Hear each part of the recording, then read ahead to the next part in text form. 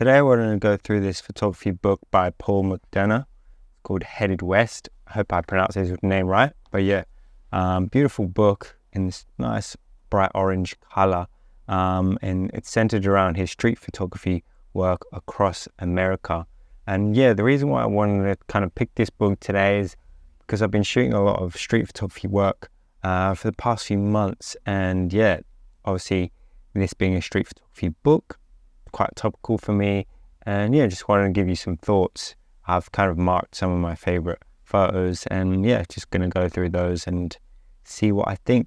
All right, so the first photo I wanted to talk about is this one here. Definitely very interesting. A few things going on here with the kids in the foreground. That seems to be a bit of a focal point of his photography, like the younger demographic, young kids and younger adults as well. I think younger adults especially are quite interesting to photograph, going through that kind of coming of age, adolescence, and even when you get a little bit older and you're experimenting with clothes and looks, and tend to have a more of a unique look, I think.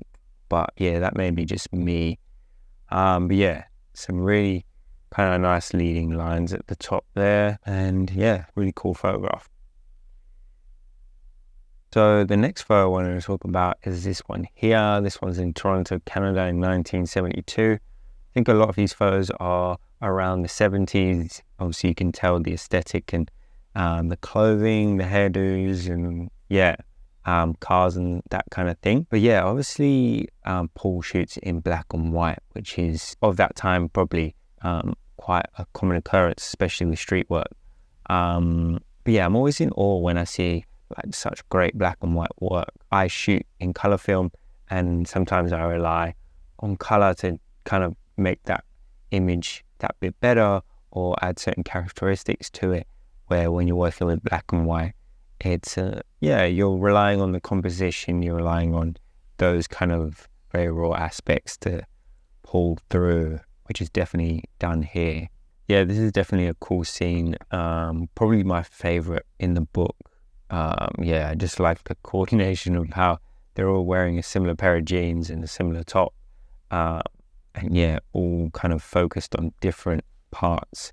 Like their attention's over there, his is, you know, on the phone also in that direction, and they're kind of off doing their thing over here. Everything is kind of unrelated, but at the same time there's a few characteristics to kind of draw this together. Yeah, so definitely a special image, which I like. So yeah, this is another scene that really stood out to me. I loved that moment where the young girl is holding the rose. Feels like quite an intimate moment over there. And then, yeah, there's some kind of normal and more normal interactions here.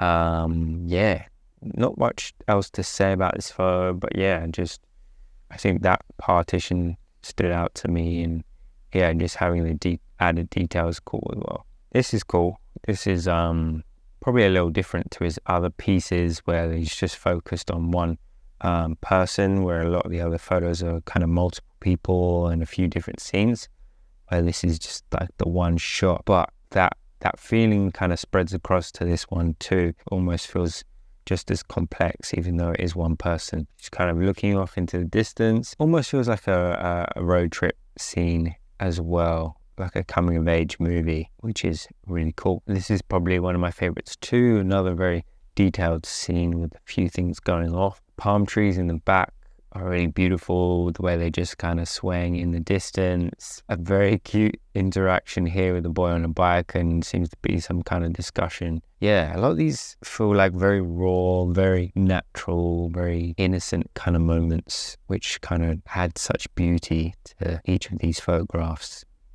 I could literally talk about this book all day long and just kind of go through each scene, but one of the last ones I'm going to pull out is this one here.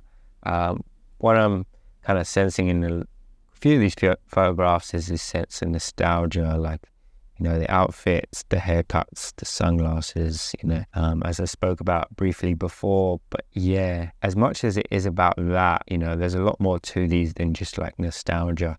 You know, there's these very intimate human emotions and kind of moments, which, yeah, I find very inspirational, which is what I'm trying to capture when I go out and shoot street moments. I find that Paul comes across and maybe seeks out very interesting characters, and the way he focuses on young adults is a very interesting subject. When you're at that age, you're kind of experimenting with clothes, with, you know, haircuts, with these kind of things, and you have a more of a sense of maybe a freedom in the way you do things, and he's captured that quite beautifully in these images. And yeah, just, you know, that almost like experimental age where you're figuring things out and you're working on figuring out who you are as a person. But yeah, that's what I'm kind of seeing as a theme. But yeah, that's pretty much it. There's a lot of other beautiful photographs in this book, definitely worth picking up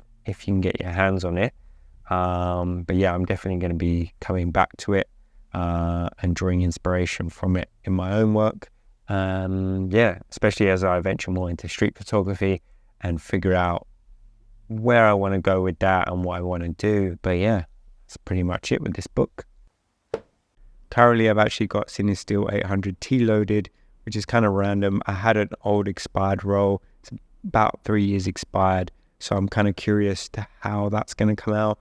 I've been rating it at actually 200 because I heard the sensitivity dies off pretty quick. Even though I've had it stored in the fridge.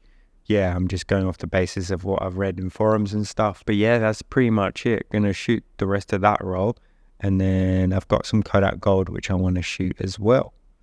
But yeah, let's get into it.